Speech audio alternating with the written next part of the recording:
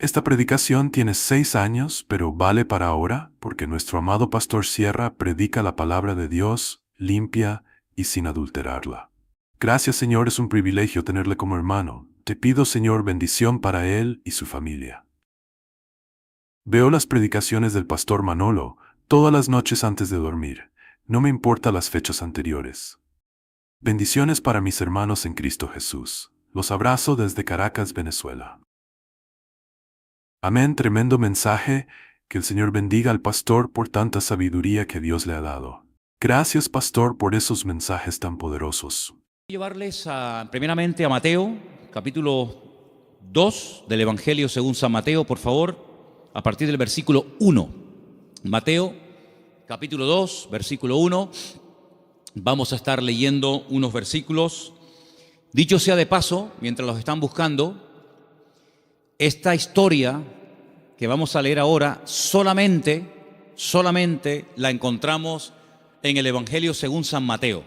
Marcos no menciona nada de la visita de estas personas, ni Lucas tampoco, ni Juan tampoco. Solamente Mateo, repito, es el único que nos habla de unas personas que vienen de muy lejos, guiados milagrosamente a través de un astro, a través de una estrella, con el propósito de reconocer, con el propósito de ofrecerle una serie de presentes y de regalos a un niño que prácticamente está no recién nacido, pero que ha nacido de una forma milagrosa, y ellos vienen desde lejanas tierras, como acabo de decir, guiados milagrosamente hasta llegar a el lugar donde vivía, Belén, Betlehem, la casa del pan, a 7, máximo 8 kilómetros de Jerusalén se encuentra la pequeña localidad de Belén, que hasta el día de hoy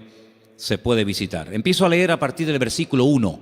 Estoy en Mateo 2, del versículo 1 en adelante, y dice así la palabra del Señor.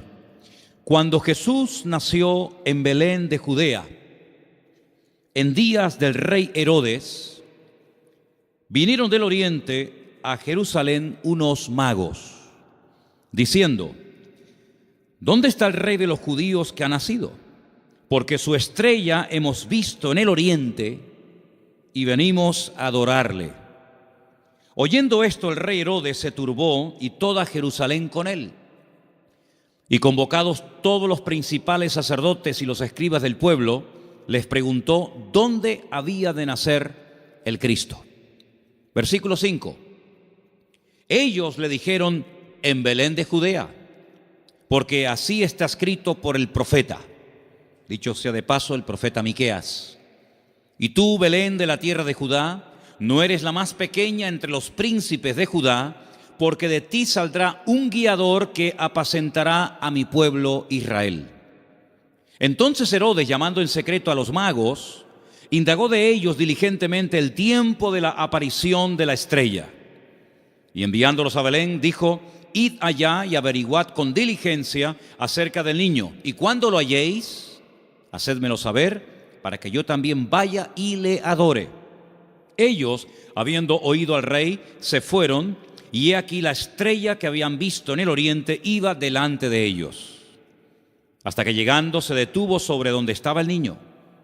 Y al ver la estrella se regocijaron con muy grande gozo. Y al entrar en la casa vieron al niño con su madre María, y postrándose lo adoraron, y abriendo sus tesoros le ofrecieron presentes: oro, incienso y mirra. Pero siendo avisados por revelación en sueños que no volviesen a Herodes, regresaron a su tierra por otro camino. Amén. Todos los años leemos esta porción, más o menos por estas fechas. Creo que es bueno leerla para que estemos informados de todas las cosas previas y posteriores que ocurrieron durante el nacimiento del Mesías, de nuestro Señor Jesucristo. Hoy leía esta misma historia, pero en otra versión. Y en vez de aparecer la palabra magos, aparecía la palabra sabios. Nos dice la Biblia de dónde vinieron, pero no nos dice cuántos vinieron. Es curioso que la tradición, en las cabalgatas famosas, días antes de los reyes, siempre aparecen 3, que incluso hasta se han atrevido a ponerle nombre. Melchor, Gaspar y Baltasar. Va a saltar.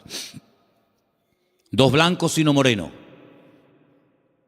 ¿Os dais cuenta que yo he leído la porción y no dice cuántos eran, ni cómo se llamaban? Podían ser 3, o 10, o 5, o 4. 1 no, porque habla de magos, de sabios, por lo tanto mínimo 2. Pero la Biblia no da el dato de 3. ¿Y los nombres? Tampoco.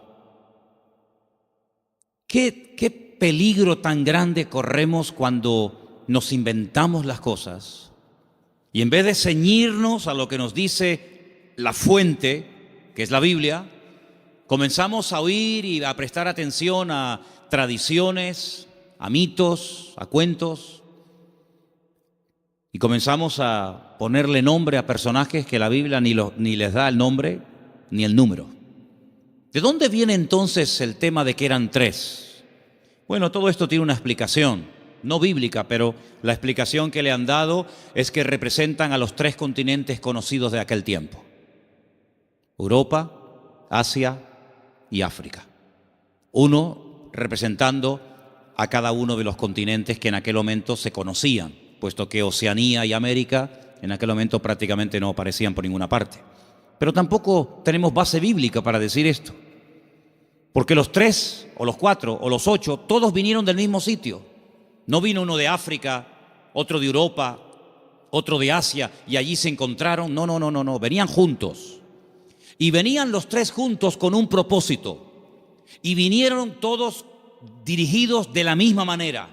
No es que uno en África tuvo un sueño, otro en Europa tuvo una visión y se le presentó un ángel, y otro... No dice eso.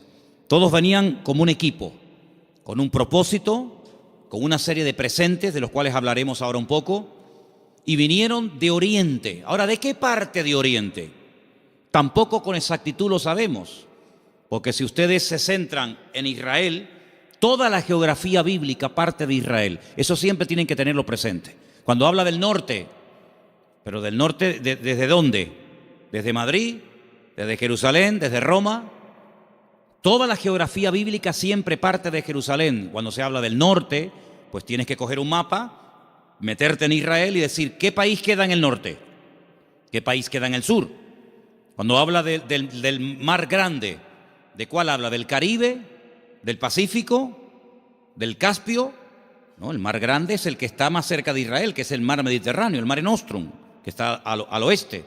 Cuando habla del oriente, pues tienes que mirar desde Israel, no desde donde tú has nacido, porque si no, no encajan las cosas. Desde la geografía bíblica tienes que mirar qué países quedan al este, al oriente, de donde sale el sol.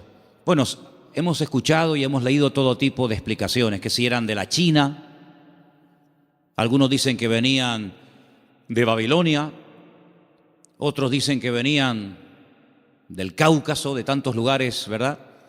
Venían del este, venían del oriente. Ahora, en aquellos tiempos no era como hoy en día, que cogemos un avión y en unas cuantas horas nos ponemos en la otra parte del mundo. Por muy lejos que quede Chile, por muy lejos que quede Argentina, te montas en un avión en Madrid, en 12, 13 horas llegas a Buenos Aires sin ningún problema. Y has recorrido miles de kilómetros, has cruzado el charco, ¿verdad? Y has llegado casi hasta al extremo de la tierra, a la Patagonia, al fin del mundo. Pero en aquellos tiempos no era tan habitual, no era tan rápido, no era tan fácil el desplazarse de un país a otro. Lo que hoy en día hacemos en unas horas, en aquellos tiempos se tardaba días, semanas, meses y, si me apuras, hasta años. Fíjate, por ejemplo, que cuando hemos ido a Israel, cuando yo les llevo a ustedes a Galilea y les muestro el camino real que aún existe, yo les he dicho, estando allí, que se tarda una semana desde Galilea hasta Nazaret y un poquito más hasta Jerusalén. Una semana, dentro de un país. Ahora, ¿cuánto tardaron estos sabios o estos magos o astrólogos? ¿Cuánto tardaron de Oriente hasta llegar hasta el lugar donde había nacido el Señor? Pues mínimo un año. Mínimo. ¿En qué nos basamos para decir que tardaron como mínimo un año? Cuando uno lee la palabra, uno tiene que prestar atención al contexto, a todo lo que nos cuenta la historia, no solamente a unos cuantos versículos, sino a todo el contexto de la historia, situarnos en el momento de la época y tomar nota de una serie de detalles que nos aportan información que aparentemente no son importantes, pero son muy, muy, muy importantes. La imagen que la mayoría de la gente tiene del nacimiento de Cristo es más o menos así. Encontramos, y por ahí vamos a ver ahora en estos días, si no es que lo han puesto ya, lo que llaman los belenes, los portales, ¿sí? Y van a ver al niño en una cunita, su madre a un lado, el padre a otra, unos ángeles que están allí, los camellos fuera, los magos que entran dentro y se postran delante del niño, detrás una burra, detrás una vaca, ¿sí o no? Esa es la imagen que la gente tiene. Pero eso no es verdad, rotundamente falso. Ya este papa que dimitió, Ratzinger, cuando estaba como papa, no ahora en el paro, cuando estaba como papa, él dijo que eso era mentira, que eso no tiene base ni fundamento bíblico. Allí no estaban todos juntos, el niño, la madre, los animales, los magos, los pastores. Eso es rotundamente falso. Pero es la imagen que la gente tiene. Entonces la gente cuando va al pesebre o al portal que hacen aquí en el ayuntamiento o en otros lugares, pues ve a todos juntos. Sin embargo, si ustedes se fijan, hemos leído en esta noche en el versículo 11, una palabra clave para poder ir desgranando y explicando esta porción. Dice que al entrar en la casa, en todas las Biblias tiene que poner eso, sea de la versión que sea. En todas las Biblias tiene que poner, cuando entraron en la casa, vieron al niño con su madre postrado y lo adoraron. En la casa. Ya no están en un lugar temporal.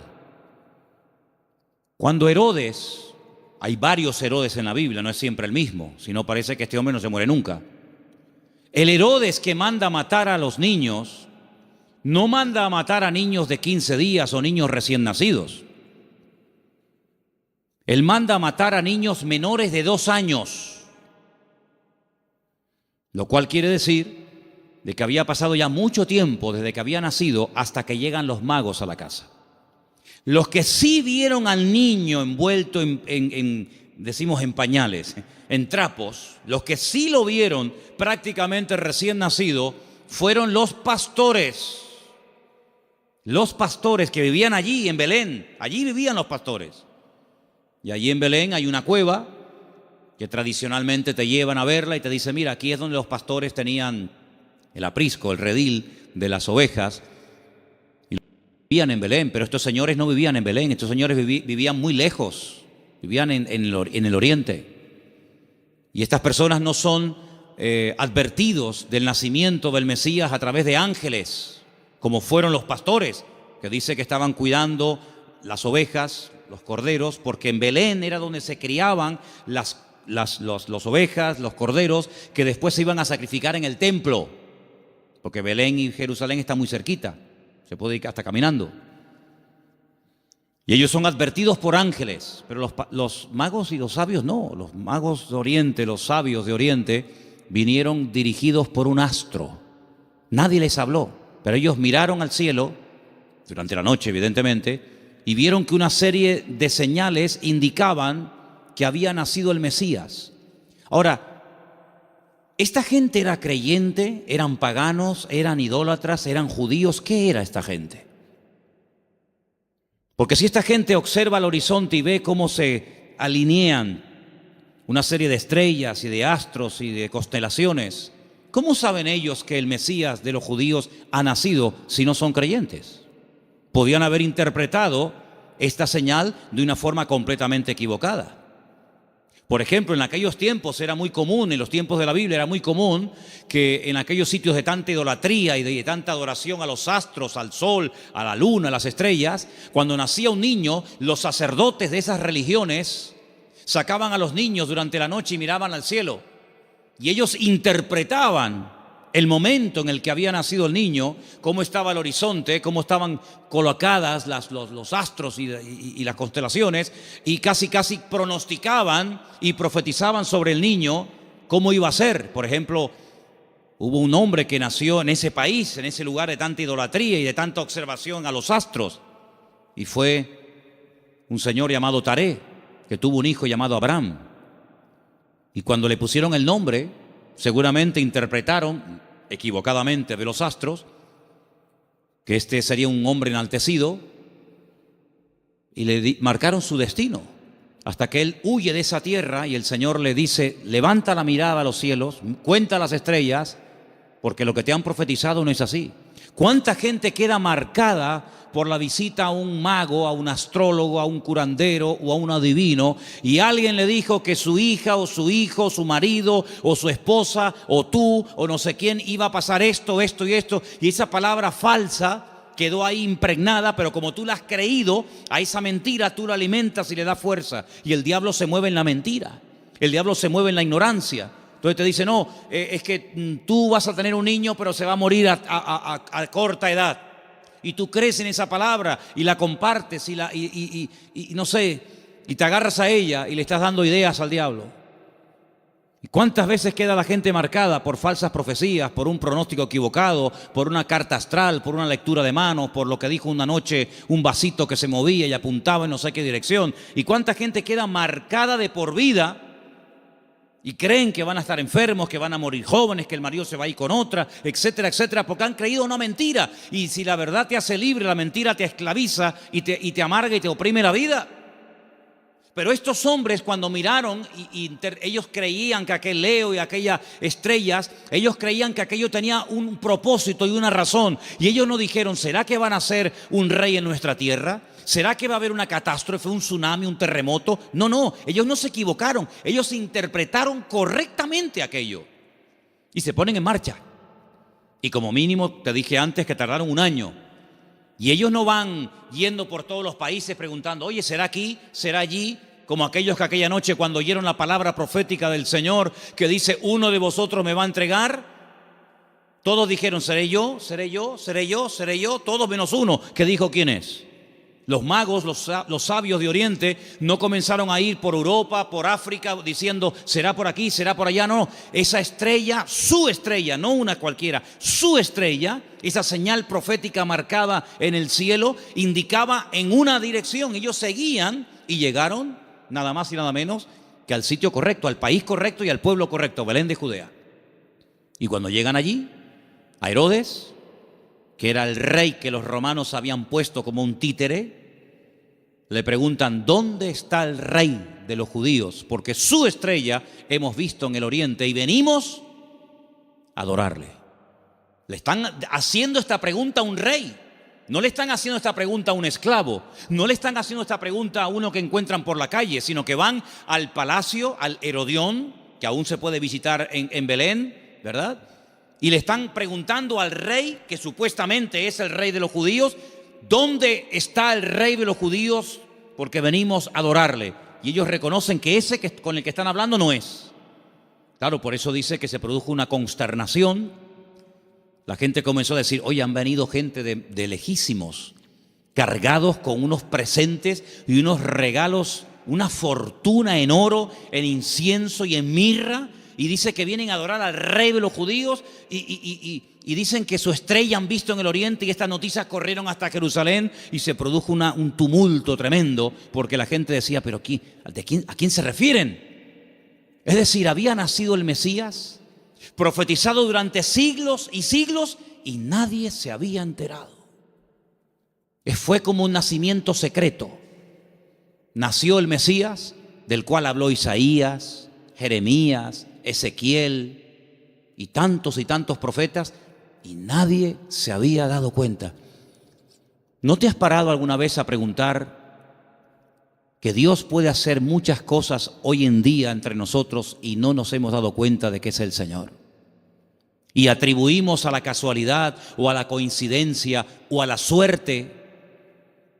Sin embargo, el que tiene todo el control y el dominio siempre es el Señor. ¿Cuántos dicen amén? ¿Cómo supieron interpretar estos hombres estas señales correctamente? Bueno, hay varias opiniones. Una de las opiniones más generalizadas y más aceptadas es que en Oriente, desde el principio de los tiempos, siempre hubo una tendencia del hombre que vivía en aquella zona a estar todo el día observando las constelaciones y las estrellas y los astros, tratando de pronosticar, tratando de averiguar el futuro. Ahí nació toda la astrología, ahí nació toda la brujería, ahí en la cuna de todo eso es Babilonia, Babel. Babel es Babilonia, es el mismo sitio. Babel significa confusión, lo que hoy en día sería Irak. Y fue en aquella zona, en aquella parte del mundo, donde ya en los tiempos del libro del Génesis dice que los hombres quisieron construir una torre.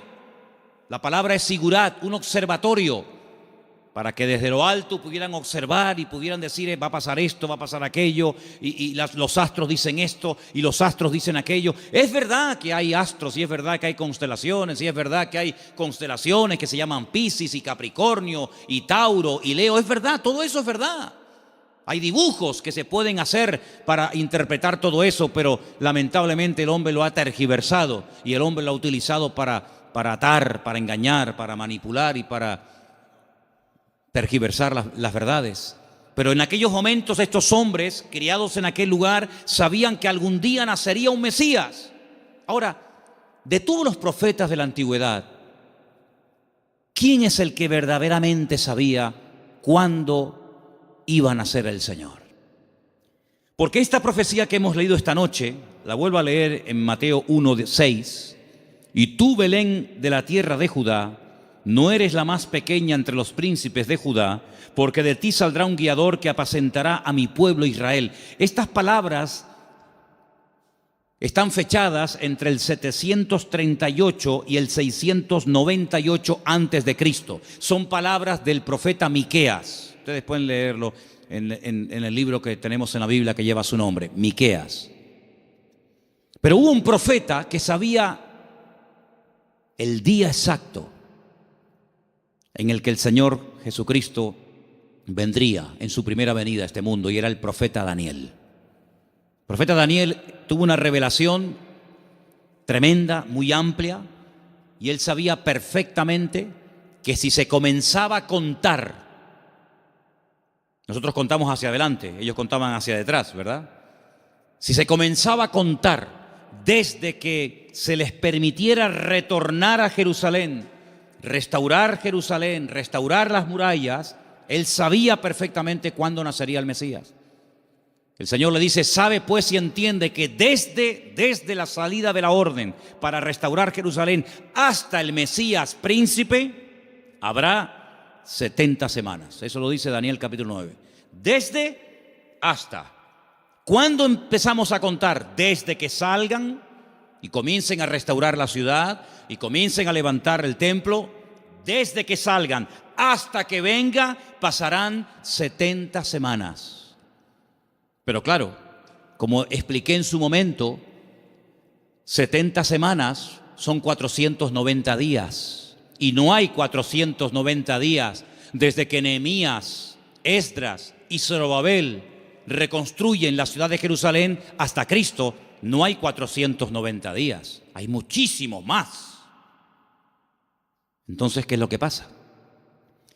También expliqué en su momento, y quiero solamente recordarles, que la forma de contabilizar el tiempo en la Biblia y según el pueblo de Israel varía mucho de cómo contamos nosotros el tiempo.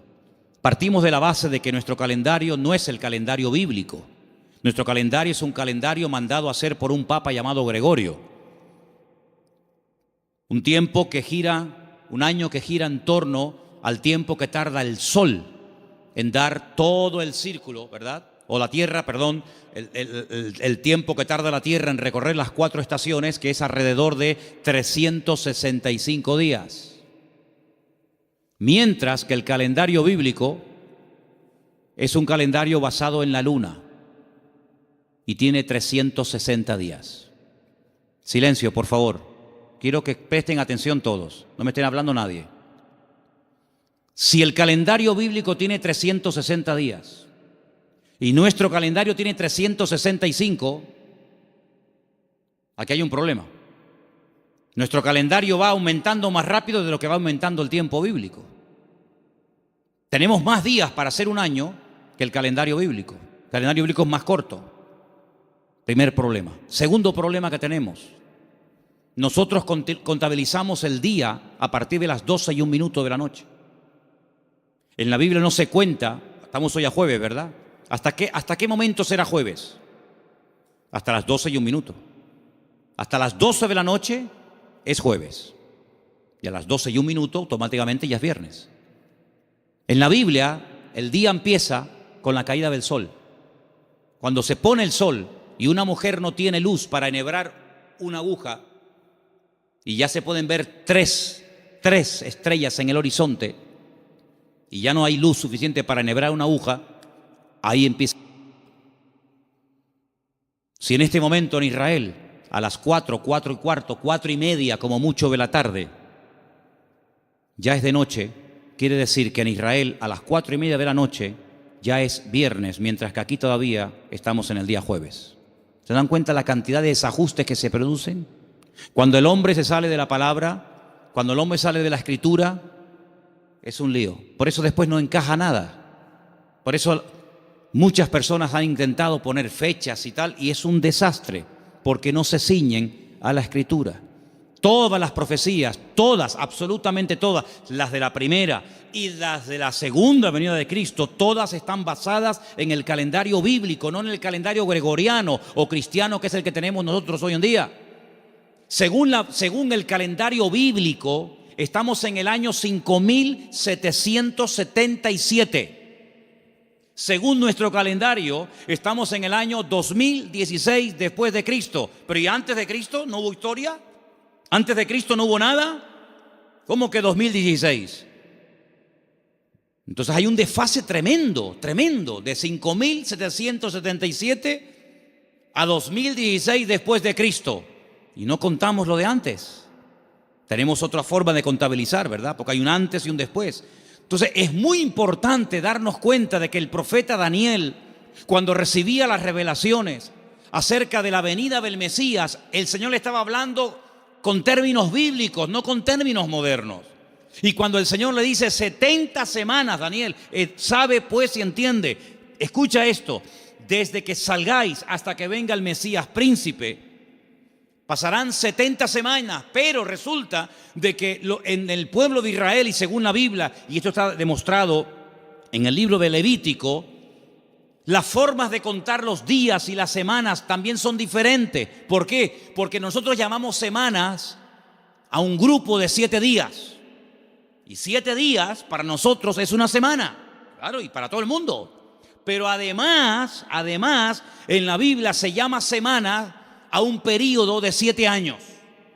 Es decir, si le preguntas a un niño cuánto tiempo tiene, te puede responder de 2 maneras.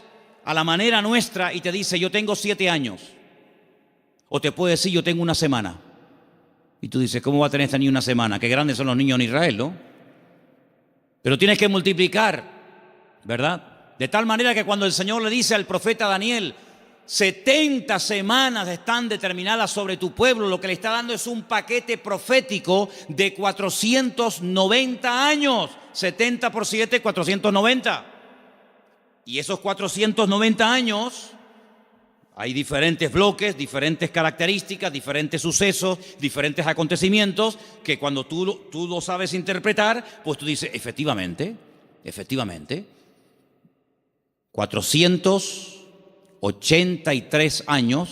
483 años, multiplícalo por años de 360 y te va a dar el número exacto de días que hay desde que salieron de Babilonia y restauraron Jerusalén hasta que entró el Mesías. Pasaron 483 años. Pero dice, pero son 70 años, 70 semanas. Y la última semana, los últimos 7 años, son los famosos 7 años de la gran tribulación. Y todo encaja. La Biblia es matemática pura. Es la única ciencia exacta, las matemáticas. En todas partes del mundo, 2 y 2 son 4. En todas partes del mundo. Por encima del Ecuador y por debajo del Ecuador, 2 y 2 son 4. En todas partes del mundo. Es una ciencia exacta, ¿verdad? No se puede cuestionar No es que aquí 2 y 2 son 4, allí son 3 y medio, allí son 8. No, en todas partes es igual. Y el Señor usa la matemática de Él, el tiempo de Él, el calendario de Él, para preparar a los pueblos, para preparar a las naciones, para preparar a su pueblo, para que aquel día no nos sorprendan las cosas como ladrón en la noche. Entonces estos hombres seguramente tenían la información que tenía el profeta Daniel. Y junto con la información del profeta Daniel y la observación meticulosa de los astros y de las estrellas, automáticamente dijeron: el tiempo se ha cumplido. El tiempo se ha cumplido del nacimiento del Mesías. Y ellos se ponen en marcha. Y cuando llegan, pues ya el niño no es un niño recién nacido. Ya el niño no está en un pesebre. El niño está en una casa. El niño está en una casa. Es interesante notar que en el pesebre estaba José y María, pero en la casa está solamente María, ya no está José.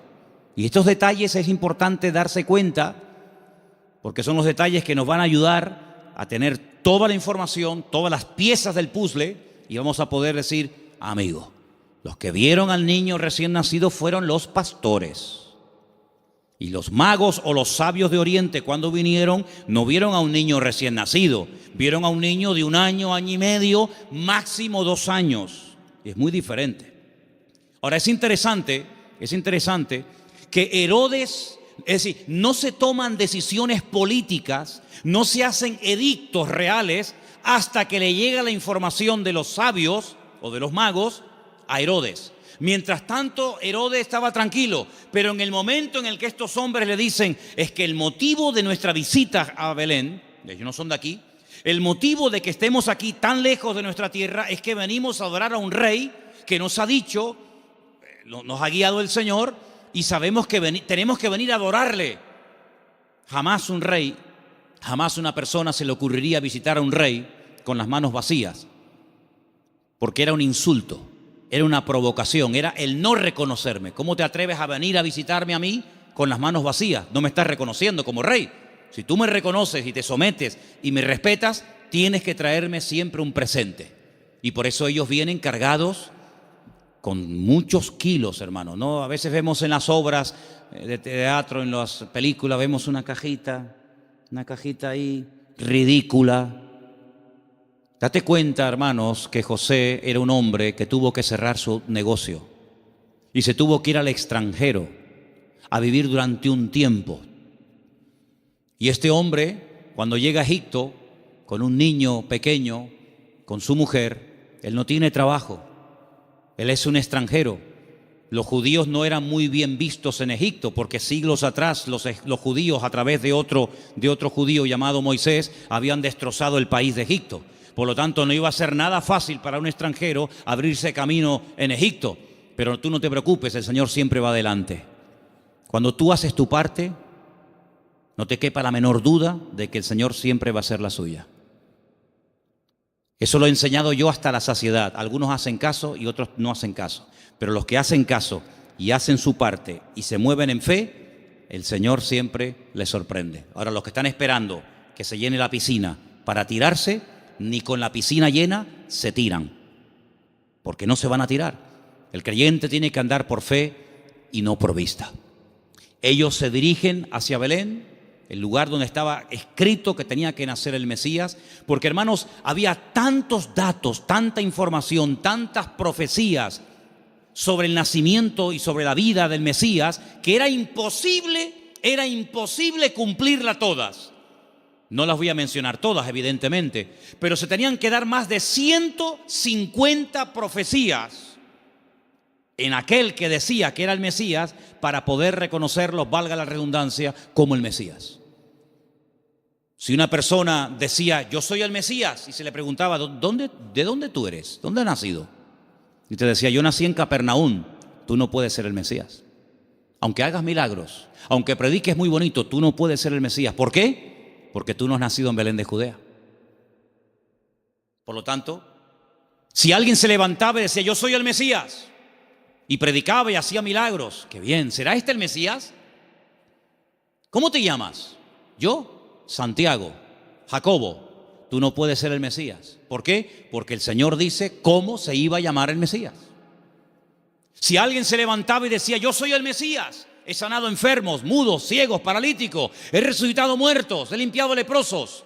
Y la gente se quedaba con la boca abierta. Si a alguien se le ocurría de preguntarle, ¿de qué tribu eres? ¿Cuál es el origen de tu familia? Y te decía, yo soy de la tribu de Neftalí. Le podía decir, tú eres un falso Mesías. ¿Por qué? Porque la Biblia profetizaba que tenía que ser de la tribu de Judá. No de otra tribu, sino de la tribu de Judá. Por lo tanto, hermanos, era prácticamente imposible que en una persona coincidieran todos los detalles de Belén de Judea, de una joven que nació como nació, de la tribu de Judá, etcétera, etcétera, etcétera. Más aparte, todas las profecías que tenían que llevarse a cabo durante su ministerio público, aparte cómo lo iban a crucificar, porque el Mesías tenía que morir crucificado, no podía morir de viejo, no podía morir de un tiro, de una flecha, de un arco, de una jabalina, no podía morir de un infarto, tenía que morir crucificado entre dos malhechores, no entre 10, no entre 2. Y no le podían partir ni un solo hueso. Eso es imposible, a un crucificado que no le partan ni un hueso. Se los partieron al de la izquierda, se los partieron al de la derecha, pero a Jesús no. A Jesús no. No le podían partir ningún hueso. Y iba a morir como un inicuo, como un pecador, como un vil pecador, pero iba a ser enterrado como un rico. Tantos y tantos detalles que era prácticamente imposible. Pero suponte, imagínate que de los 150 detalles proféticos que tenían que cumplirse en él, una persona cumpliera 149. Pero queda el examen final, el más difícil de todos, la resurrección. Te han horadado las manos y los pies, te han crucificado entre ladrones, te han enterrado en un buen sepulcro, han sorteado tus vestiduras, te ha negado uno de tus discípulos, etcétera, etcétera, etcétera, pero al tercer día no has resucitado. Por lo tanto, aunque cumpliera con 149 profecías, si no cumplía con el examen final, con la PAU, no apruebas el examen, amigo. Por lo tanto, hermanos, cuando estos hombres se ponen en marcha, no es por emociones, no es por un sentimiento pasajero, sino es porque están coincidiendo tantas cosas que ellos van en fe y en obediencia, guiados milagrosamente a través del desierto, probablemente un viaje de más de un año hasta llegar a Belén de Judea. Cuando ellos llegan y le dicen a Herodes que vienen a adorar al Señor, resulta de que le presentan 3 tipos de regalos. Vamos a leerlos nuevamente, por favor. Estamos en Mateo capítulo 2, versículo 11. ¿Lo ponemos? Mateo 2:11. Al entrar en la casa vieron al niño con su madre María y postrándose lo adoraron. Y abriendo sus tesoros le ofrecieron presentes, oro, incienso y mirra. Algunos comentarios dicen que Daniel, cuando recibió la revelación, que la tenemos en la Biblia, por si te interesa conocerla, del nacimiento del Mesías, y también de su reinado, pero estamos hablando de su primera venida, Daniel vivía en el palacio con el rey Nabucodonosor, ¿os acordáis, verdad? Después con Belsasar y después con otros también. Dicen los comentarios que Daniel no tuvo descendencia, seguramente lo hicieron eunuco, que era lo más probable, y no tuvo descendencia, pero dice que era uno de los hombres más ricos de todo el país. Después del rey, el que más autoridad, el que más prestigio y reconocimiento tenía, era Daniel. Así de claro, igual que José en Egipto, que después de Faraón el que mandaba era José. Casi podríamos decir que mandaba más José que Faraón. Toda esa fortuna, toda esa riqueza no se la quedaron sus hijos porque, repito, no tuvo. Y algunos dicen que puede ser que estos sabios, guiados como ya hemos dicho, milagrosamente, llegaron hasta Belén y esta fortuna, porque no era una cajita así, era una fortuna en oro, en incienso y en mirra, que a lo mejor tú dices, bueno, yo de las 3 cosas me quedo con el oro. Y el incienso y la mirra, bueno, vamos a ver, todo lo que la Biblia relata, todo lo que ocurre en la palabra de Dios, todo tiene una razón de ser, ¿sí o no? No hay nada casual. ¿Por qué la Biblia dice que eran 153 peces los que pescaron? ¿Por qué dice la Biblia que comieron 5,000 hombres? ¿Por qué dice la Biblia que le regalaron oro, incienso y mirra? ¿Qué más da? Le hicieron presente, le hicieron regalos. ¿Y qué más da? No. Lo dice. ¿Te le trajeron qué le trajeron? ¿Ropas? No. ¿Joyas? No. ¿Comida? Tampoco. Oro, incienso y mirra. Tal vez para nosotros esos regalos no sean tan significativos, pero vamos a explicarlos. En estos 3 regalos, nosotros podemos ver, en cierto sentido, el reconocimiento de ese triple ministerio que el Señor Jesucristo llevaría a cabo durante su vida. Ustedes saben que en el Antiguo Testamento o eras profeta o eras rey. Las dos cosas al mismo tiempo no se podía hacer. Muy rara vez, por ejemplo, David, a veces profetizaba, pero David no pasó a la historia por ser un profeta, aunque a veces profetizaba. Pero uno conoce a David como el rey de Israel, no como un profeta. Sin embargo, a Isaías lo conocemos como un profeta. Sin embargo, en la figura de Cristo, en la figura del Mesías, se iban a dar 3 características únicas de él: rey, profeta y sacerdote. Rey, profeta y sacerdote. El oro representa en cierto sentido la realeza del Señor Jesucristo, porque Él es el Rey de reyes y Señor de señores. Nadie dijo amén, pero lo es. Él es el Rey de reyes y el Señor de los señores. Nació como rey, lo crucificaron diciendo que era un rey y volverá a este mundo como un rey. Cuando nació dijeron: hemos venido a adorar al rey de los judíos. Era un niño, 1 año y medio, 2 años, pero era un rey. Todavía no se manifestaban sus poderes, sus milagros, pero era un rey. Cuando murió en una cruz, él no lo dijo, pero Pilato dijo: quiero que le pongan encima de la cruz un título, una placa donde ponga en 3 idiomas para que todo el mundo lo entienda, en latín, en hebreo y en griego. Quiero que pongan: este es el rey de los judíos. Es increíble. Cuando Pilato le dice: pero tú eres un rey, ¿sí o no? Y dice: yo para esto he venido a este mundo. Pasa que todo tiene su momento y todo tiene su lugar. Cuando oramos en el Padre Nuestro, lo leemos o lo mencionamos, hay una parte que recordamos que Él es rey. Cuando decimos: venga tu reino, tu reino. Y no hay reino sin rey, y no hay rey sin reino. Por lo tanto, Él es un rey. Y en ese presente del oro, moneda internacional, dicho sea de paso, porque con oro puedes ir a cualquier parte del mundo, se reconoce que Él era un rey. De hecho, ellos dicen: venimos a adorar a un rey, pequeño, pero al fin y al cabo rey. Luego resulta de que el Señor Jesucristo era profeta, era la voz del Padre, era el que anunciaba las buenas nuevas de salvación a los quebrantados de corazón, a los ciegos, a los prisioneros, a los pobres. Él proclamaba el mensaje, era un profeta. Y ahí lo vemos, hermanos, como la mirra. La mirra era lo que se utilizaba, ¿verdad?, en los ungüentos para ungir a las personas. Y con ese elemento de la mirra vemos que se le reconoce su ministerio profético. ¿Cuántas veces profetizó el Señor? ¿Recuerdan alguna profecía que dijo el Señor? Yo recuerdo muchas. Por ejemplo, una muy sencilla, pero que se cumplió literalmente. En una mesa se queda mirando a todos y les dice: ¿sabéis una cosa? Esta noche uno de ustedes me va a traicionar. ¿Cómo? ¿Nosotros? Eso no puede ser. Nosotros somos tus discípulos. Lo hemos dejado todo para estar contigo. Pero Él profetizó. Eso es una palabra profética. No se había cumplido. Uno de vosotros me va a traicionar. Uno de vosotros me va a negar. Y se cumplió literalmente. Aunque el que lo iba a hacer dijo: no. Aunque todos te abandonen, yo nunca te abandonaré. Y resulta que el que más habla es el que es. Ay, amigo. Yo recuerdo una profecía que dijo el Señor. Muy larga, por cierto. La tenemos enterita en Mateo 24. En los últimos tiempos se levantará nación contra nación y reino contra reino, y la maldad se multiplicará, pero el que persevere hasta el fin será salvo.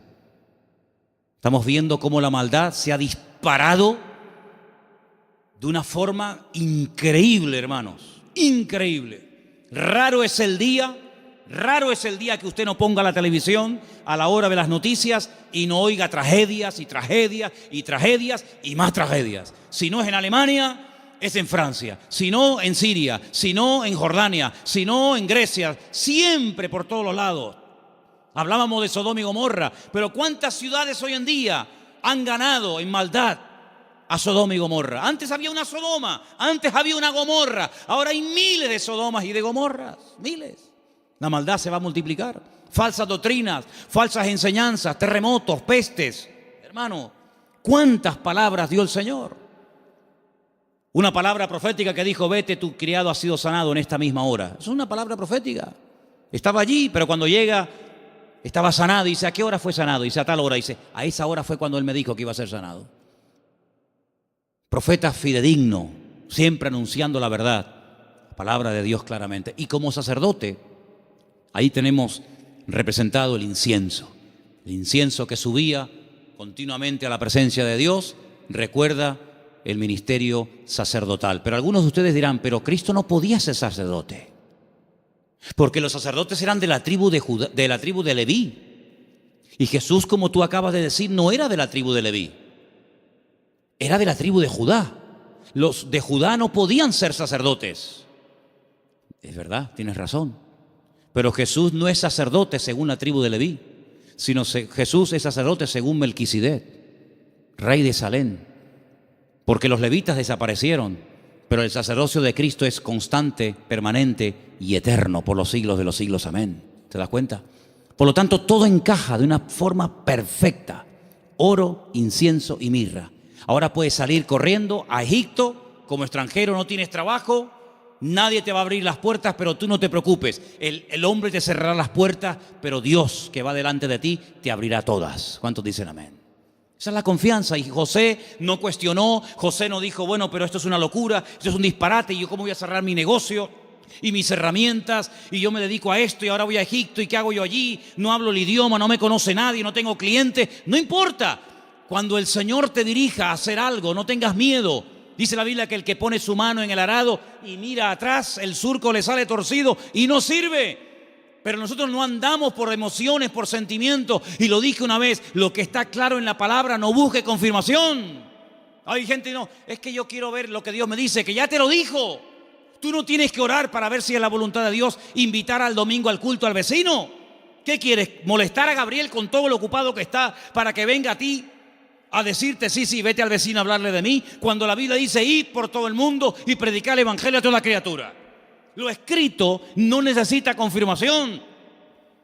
Los que siempre buscan confirmación son los que dudan, los que no se terminan de fiar, los cobardes como Gedeón, que ponía una prueba y vamos a poner otra, y vamos a poner otra. ¿Cuántas pruebas queremos? Por lo tanto, hermanos, la visita de esta gente fue algo realmente increíble, algo tremendo. Pero al mismo tiempo tengo que decir que Herodes le dio un encargo.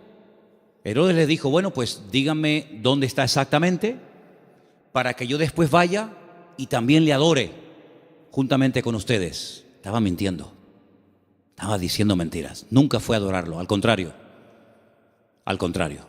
Vamos a leerlo. Estamos en Mateo capítulo 2. Después que partieron ellos, he aquí un ángel del Señor se le apareció en sueños a José y le dijo: levántate, toma al niño y a su madre, huye a Egipto y permanece allá hasta que yo te lo diga, porque acontecerá que Herodes buscará al niño para matarlo. ¿Te das cuenta? Para matarlo. Le dijo a los sabios: no, yo quiero adorarle. Pero es mentira, lo quiere matar, es falso. Y él, despertando, tomó de noche. Pero si el Señor me ha hablado, cuanto antes ponga la palabra en práctica, mejor. ¿Para qué esperar a mañana? De noche, me levanté. Se levantó de noche y dice: tomó al niño y a su madre y se fue a Egipto, y estuvo allá hasta la muerte de Herodes, para que se cumpliese lo dicho por el Señor por medio del profeta, cuando dijo: de Egipto llamé a mi hijo. Entonces Herodes, cuando se vio burlado por los magos, se enojó mucho y mandó matar a todos los niños menores de 2 años. Si el niño estaba recién nacido, no tiene ningún sentido promulgar un edicto real para matar a un niño de 1 año, año y medio, 2 años, no tiene sentido. Pero es que ya te vuelvo a repetir, el niño ya hacía mucho tiempo que había nacido. Pasa que los magos habían tardado mucho tiempo en llegar. Entonces dice que mandó a matar a los niños menores de 2 años que había en Belén y en todos los alrededores conforme al tiempo que había inquirido de los magos. Qué curioso que cuando le interesaba tener una información se movía, pero cuando no quería cumplirla se hacía el loco, ¿no? Entonces se cumplió lo que fue dicho por el profeta Jeremías, otra palabra más cumplida. ¿Qué decía la palabra? Voz fue oída en Ramá. Grande lamentación, lloro y gemido. Raquel, que llora a sus hijos y no quiso ser consolada porque perecieron. Pero después de la muerte de Herodes, he aquí un ángel del Señor le apareció en sueños a José en Egipto y le dijo: levántate, toma al niño y a su madre y vete a la tierra de Israel, porque han muerto los que procuran la muerte del niño. ¿Cómo iba a saber José en Egipto sin WhatsApp, sin Facebook, sin ordenador, sin nada, que ya puedo volver a casa? ¿Cómo lo puedo saber? Toda la información que necesitamos saber la sabe el Señor. Y cuando el Señor te diga, vuelve otra vez, fíate, porque el Señor sabe perfectamente que el de la muerte de Herodes ha llegado. Era un hombre que se dejaba, se habla mucho de María, pero la verdad que este hombre era un hombre increíble, un hombre extraordinario, un hombre obediente, un hombre sumiso, un hombre que no cuestiona, no es un hombre lleno de dudas, sino es un hombre que se deja guiar de una forma tremenda. Ellos, habiendo oído que el rey, estamos en el versículo 21, ¿verdad? Entonces él se levantó, tomó al niño, a su madre y vino a la tierra de Israel. Pero oyendo que Arquelao reinaba en Judea en lugar de Herodes, su padre, tuvo temor de ir allá. Pero avisado por revelación en sueños, se fue a la región de Galilea, bien arriba al norte. Y vino y habitó en la ciudad que se llama Nazaret, para que se cumpliese lo que fue dicho por los profetas, que había de ser llamado Nazareno. Es que todo se cumple, es que no hay ni un detalle que tú digas, oye, es que todo, absolutamente todo, el que se vaya a Egipto, el que vuelva, el que justamente se vaya a vivir a Nazaret, el que es que todo, absolutamente todo. Por eso Mateo es tan detallista con estos datos, porque él está intentando convencer a los judíos que van a ser los que van a leer su evangelio. Él está intentando abrirles los ojos y evangelizarlos a través de este evangelio y mostrarles que no era nada casual, sino que todo estaba cumpliéndose literalmente al pie de la letra. Y todo era para que se cumpliera lo dicho por el profeta, para que se cumpliera lo que profetizó el Señor, para que se cumpliera. Esa es la base del Evangelio de Mateo, el cumplimiento de las palabras proféticas dichas siglos antes de que naciera el Mesías. Ahora, si saltamos un momentito, y quiero leerlo rápidamente, en Lucas, capítulo 2, hemos leído Mateo 2, en Lucas capítulo 2, dice en el versículo 8, que había pastores en la misma región que velaban y guardaban las vigilias de la noche sobre su rebaño. Y aquí se les presentó un ángel del Señor y la gloria del Señor los rodeó de resplandor. Tuvieron gran temor, pero el ángel les dijo, no temáis, porque aquí os doy nuevas de gran gozo, que será para todo el pueblo, que os ha nacido hoy, no ayer, no hace una semana, hoy os ha nacido en la ciudad de David. ¿Cuál es la ciudad de David? Belén. Si David también era de Belén, era de allí. Un Salvador que es Cristo, el Señor. Esto será de señal. Hallaréis al niño envuelto en pañales, acostado en un pesebre. Ustedes sí lo van a ver recién nacido. Los magos no lo vieron recién nacido. ¿Vale? Repentinamente se apareció con el ángel una multitud de las huestes celestiales que alababan a Dios y decían, gloria a Dios en las alturas y en la tierra paz, buena voluntad para con los hombres. Sucedió que cuando los pastores se fueron de ellos al cielo, los ángeles, no se fueron los pastores al cielo y se quedaron los ángeles, fue al revés. Se dijeron unos a otros, pasemos pues hasta Belén y veamos esto que ha sucedido y que el Señor nos ha manifestado. Vinieron pues apresuradamente y hallaron a María y a José. Cuando llegaron los magos, José no estaba, por lo menos no lo menciona, pero aquí sí. Estaba José, María y al niño acostado en el pesebre. Y al verlo dieron a conocer lo que se les había dicho acerca del niño y todos los que le oyeron se maravillaron de lo que los pastores decían. Pero María guardaba todas estas cosas, meditándolas en su corazón. Y volvieron los pastores glorificando y alabando a Dios por todas las cosas que habían oído y visto, como se les había dicho. ¿Tú sabes el frío que hace en Israel en invierno? ¿Sabes el frío que hace allí? Aquí me hace gracia cuando la gente dice, uy, qué frío que hace. Tú no sabes lo que es frío. Allá hace frío, pero de verdad, y nieva. Jesús no nació el 24 de diciembre, hermano. Eso es una gran mentira. A partir del 400 y pico después de Cristo, alguien dijo que había nacido el 24 de diciembre, porque era el día más pagano del año, el peor día de todos. Y entonces dijeron, bueno, pues el día peor, el más pagano, el más terrible, vamos a cristianizarlo.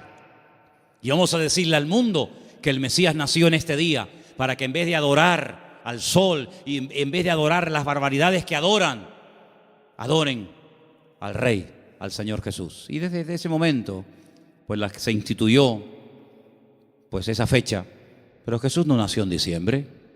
Jesús nació, y se puede demostrar bíblicamente, y en la página web Luis ha hecho un trabajo extraordinario de las tablas de los tiempos en los que ministraban los sacerdotes en el templo en Jerusalén, etcétera, etcétera. Jesús nació entre septiembre y el mes de octubre.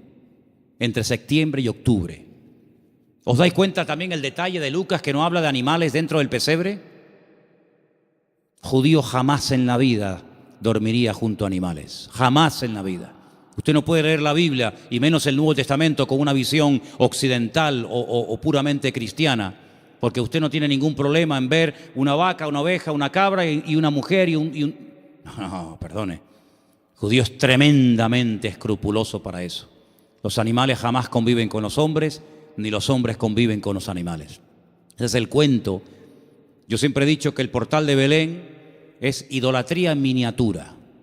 ¿O no? ¿Qué diferencia hay entre tener a un Cristo así de grande y tener uno así chiquitito? Bueno, perdón, cuando yo era pequeño, mi madre tenía en lo que se llamaba el portal de Belén un cacho de Cristo así, ¿eh? De pequeño nada, era así, ¿eh? Desnudito, con el pañalito y con los deditos así. Y con una corona así. Y con una cunita como de paja. ¿Qué diferencia hay entre adorar a un Cristo así, o uno así, o uno así, o uno así? Ninguna. El tamaño no hace mayor o menor el pecado. No te harás imagen, dice la Biblia. No te harás imagen. No te harás imagen. ¿Dónde dice eso? Éxodo 20. No te harás imagen de lo que está arriba, ni abajo, ni aún debajo de la tierra. Ni te postrarás, ni las honrarás. En la casa de un creyente no puede haber ningún tipo de imágenes, ni de santitos, ni de vírgenes, ni de Cristo, ni de nada habido por haber. Es que es el Señor. ¿Qué es Señor? Es que es María. Es que es José. No, eso es falso. Un pesebre, un portal es idolatría en miniatura. Idolatría en miniatura. Y la Biblia prohíbe a un creyente adorar y hacer, no solamente, es que yo no lo adoro, pero lo ha hecho. Dice la Biblia, no te harás. Porque no solamente dice no adorarás, sino dice no te harás. ¿Qué diferencia hay? Bueno, yo no la adoro, pero la ha hecho, por lo tanto es lo mismo. Eso no es de Dios. Eso no es de Dios. Entonces, queridos hermanos, no nació en diciembre, porque dice que estaban cuidando las vigilias de la noche. Los pastores en diciembre no están al aire libre pasando frío, con nieve y con temperaturas bajo cero, sino que están guardados. Era la fiesta entre septiembre y octubre, era una fiesta, por eso todo estaba lleno. No había lugar, claro. ¿Por qué no había lugar? Tanta gente allá en aquellos días, en aquel lugar, en aquellos días sí. ¿Por qué? Porque era la famosa fiesta de los tabernáculos, la fiesta de Sucot. Y se tradujo la palabra Sucá por la palabra pesebre, y así todo quedó bonito. Era una cabaña improvisada donde él pudo estar con su mujer, dando a luz, pero nada de vaquitas, ni cabras, ni ovejas, ni animales dentro, en absoluto, para nada, para nada. Por lo tanto, hermanos, lo que tenemos que hacer es leer más la palabra, prestar atención a lo que dice la Biblia, menos películas y menos clichés que tenemos en la cabeza que nos han metido de que somos pequeñitos. Y sobre todo, hermanos, quiero terminar diciendo esto. Y el domingo lo voy a repetir hasta la saciedad, me lo vais a escuchar. ¿Habéis escuchado en estos días la palabra Jesús, la palabra Cristo? Yo no la he escuchado por ningún lado. Yo no la he escuchado. Papá Noel, bengalas, piñata, langostino, sidra, árboles, cintitas, todo lo que usted quiera, regalos, todo lo que... Pero a Jesús, todo esto, la fiesta es en torno a ¿quién? ¿Quién es el protagonista de la historia? ¿Quién es este señor gordo, vestido de rojo, que nos lo quieren meter hasta en la sopa? ¿Quién es este tipo? ¿Quién es este señor? ¿De dónde viene este señor? De San Nicolás, dicen los venezolanos, el San Nicolás, Papá Noel, Santa Claus. Santa Claus. Yo al único santo que conozco es al Señor Jesucristo, Señor de señores y Rey de reyes. No conozco a ninguno más. Hermano, o nos vamos a la Biblia o nos salimos de la misma. El protagonista en estos días no es Papá Noel, no son los magos, no es el arbolito. El protagonista tiene que ser nuestro Señor Jesucristo, que aunque el mundo diga que ha nacido en diciembre, bueno, está bien, diciembre, enero, ¿qué más da? Lo importante es que tenemos que recordar de una forma especial, una vez al año, que el Señor Jesucristo vino, pero ¿vino para qué? ¿Para qué vino? ¿Para qué vino? Y todo eso, Dios mediante, lo explicaremos el domingo, porque el tema del programa del domingo es ¿qué es la Navidad? Y lógicamente para explicar lo que es la Navidad tendré que explicar previamente lo que no es la Navidad. Pero hermano, nosotros no entramos en ese juego de consumismo. Si usted el 24 por la noche no puede tener la mesa llena de comida, no se preocupe, no pasa nada, hermano. El protagonista no somos nosotros, regalo va, regalo viene. Pero ¿a quién le llevaron los sabios regalos? ¿A quién? ¿A José? ¿A María? ¿A quién fueron a adorar? ¿A quién queremos adorar nosotros, hermano? ¿No lo queremos adorar a Él? ¿Al Señor tu Dios adorarás y a Él solo servirás?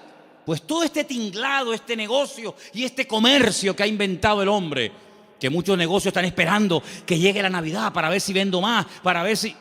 Hermanos, esto no tiene nada que ver, esto no tiene nada que ver. Nosotros queremos dar testimonio de que el Señor vino a este mundo para morir por nosotros en una cruz y resucitar y perdonar nuestros pecados. Eso es a lo que vino el Señor. Que en cierto sentido, sí, fue un día alegre el día de su nacimiento, pero también fue el principio del fin. En el sentido de que ese niño hermoso y bonito y anunciado por ángeles y profetizado por centenares de profetas ha nacido para morir y morir de una forma terrible, terrible. Y nosotros sabemos todo eso y vamos a decirle al mundo, hermano, amigo, él vino para esto, pero nadie habla de Cristo, ni en la 3, ni en la 5, ni en ningún canal, ni en ninguna radio. Nadie habla del verdadero motivo por el que adornamos las casas, por el que se adornan las ciudades. Nadie habla de Él. Y sin Cristo, ¿la Navidad qué es? Nada. Hay muchos creyentes que se endeudan hasta aquí en diciembre y después llegan a enero y han tirado tanto de la tarjeta de crédito para comprar regalos para el abuelo, para la abuela, para el primo, para el cuñado. ¿Pero qué es esto? ¿Esto qué es? ¿Tú vas a entrar en ese juego? Entonces tú no has entendido nada del Evangelio, amigo. ¿Tú has entendido el Evangelio? ¿Tú eres cristiano de verdad? Pues si has entendido el Evangelio y eres cristiano de verdad, vivamos estos días como el Señor quiere que lo vivamos. Y quiero solamente decir algo. Hace años decidimos en la iglesia no poner árboles. ¿Sabéis por qué? Porque ese día, que después dijeron que Cristo había nacido en ese día, ¿saben cómo se adoraba? Una de las formas como se adoraba a esos dioses demonios en aquella fiesta, cortándole los testículos a personas y animales y colgándolos en árboles, dándoles la vitalidad, lo vil de los machos, colgando bolitas de testículos humanos y de animales en las copas de los árboles. Claro, los tiempos han cambiado, nos hemos civilizado, entre comillas, y no vamos a estar castrando ahora a 200 a 300 personas para colgar bolitas en los árboles. Entonces lo que hacemos, ponemos bolitas de plástico, de cartón, de cristal. Pero el fondo de esto, ¿cuál es? ¿Había un árbol de Navidad en donde Cristo nació? Dime, ¿tú entrabas allí y veías el árbol de Navidad? Jamás en la vida. Durante casi 500 años, ningún hermano nuestro que murió quemado en la hoguera y crucificado y devorado por los romanos, jamás por los leones del circo romano, jamás en la vida hicieron las cosas que para nosotros hoy en día son, o para algunos son como normales. Dice la Biblia que no tenemos que entrar en las costumbres paganas del mundo. Y todo esto está cargado de un paganismo y de un comercio tan asqueroso que sí, venderán más, y venderán por aquí y venderán por allá, pero al que tienen que adorar no lo están adorando. Y yo en esta fiesta, a quien yo quiero adorar y honrar de una forma especial, tanto aquí como en mi casa, es al Señor. Con regalos o sin regalos, no pasa nada. A mí no me tienen que regalar nada. Yo no necesito que nadie me regale nada. Si tienen que hacer regalos, regálenle. Pregunten qué le hace falta a la iglesia. Pregúntenle qué le hace falta a la obra. A mí no me tienen que regalar nada, ¿saben? ¿Qué le hace falta a la obra de Dios? Más sillas, vamos a comprar sillas. Más Biblia, vamos a comprar Biblia. Pintura, lo que haga falta. Vamos a hacer un esfuerzo por la obra de Dios. Pero hermano, no seamos nosotros los protagonistas, porque usted imagínese que yo llego a su casa, usted me invita y su cumpleaños, y yo llego, no le digo nada, le doy un beso al niño, a la madre, al perro, al gato, al canario. Pero bueno, una pregunta, ¿esta fiesta en honor de quién se hace? No, es que es mi madre que cumple años. Pues hermano, él no puede pasar desapercibido en estos días. El protagonista en estos días no eres ni tú ni yo.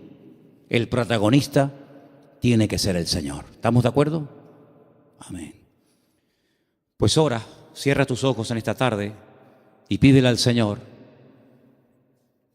que a lo mejor por primera vez, no lo sé, a lo mejor por primera vez este año te vas a plantear de una forma diferente el tema de la Navidad. Por cierto, muchos no saben ni lo que significa Navidad. Usan una palabra y no tienen ni idea lo que están diciendo. ¿Qué significa Navidad? No sé. Pues ya va siendo hora que lo sepas, ¿eh? Con la edad que tienes y con las Navidades que has celebrado y no sabes ni lo que significa la dichosita palabra.